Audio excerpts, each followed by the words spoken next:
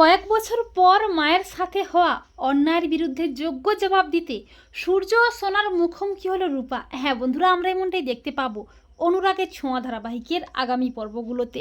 দীপার কাছ থেকে সোনাকে দূরে রাখতে সূর্য দীপাকে না জানিয়ে সোনাকে নিয়ে মুম্বইতে চলে যায়। আর মুম্বইতে রূপাও থাকে ফান্টুস ও বিন্দির সাথে। এরপর দীপাও কিছুদিন পর মুম্বইতে আসে সোনা ও সূর্যকে খুঁজতে। কিন্তু দীপা অচেনা শহরে এসে অনেকটা নিরুপায় হয়ে পড়ে। কি করবে, কোথায় যাবে কিছুই বুঝতে পারে না। আর তখন ভাগ্যের ফেরে হারিয়ে যাওয়া রূপার সাথে দেখা হয় দীপার। রূপা অনেকটা বড় হয়ে যাওয়ায় দীপা রূপাকে চিনতে না পারলেও রূপা তার মাকে ঠিক চিনতে পারে। রূপা তার পরিচয় গোপন রেখে তার মাকে নিজের কাছে নিয়ে যায়। দীপার কাছ থেকে রূপা জানতে পারে সোনা ও সূর্য কীভাবে তাদের জীবন থেকে দীপাকে দূরে ঠেলে দিয়েছে। তখন রূপা মনে মনে ভাবে, রূপার মায়ের সাথে হওয়া অন্যায়ের বিরুদ্ধে যোগ্য জবাব তোমাকে দেবই বাবা। অপরদিকে সূর্য সোনাকে নিয়ে মুম্বাইতে ঘুরতে বেরোয়, আর রূপাও মুম্বাইয়ের রাস্তায় বেরোয়। রূপা হঠাৎই সূর্যকেও সোনাকে দেখতে পেয়ে যায়।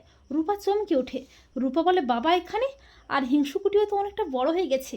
রূপা মনে মনে ভাবে, বাবা তুমি আজও হিংসুকুটিকেই নিজের কাছে আগলে রেখেছো, আর এই রূপা আর রূপার মাকে তুমি ভুলেই গেছো।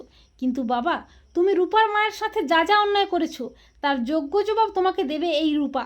তো বন্ধুরা, তোমরা এটাই চাও তো যে রূপা যেন তার মায়ের সাথে হওয়া অন্যায়ের বিরুদ্ধে যোগ্য জবাব দিতে সোনা ও সূর্যের মুখোমুখি দাঁড়ায়? কমেন্ট করে এক্ষুনি জানিয়ে দাও তোমাদের মতামতটি।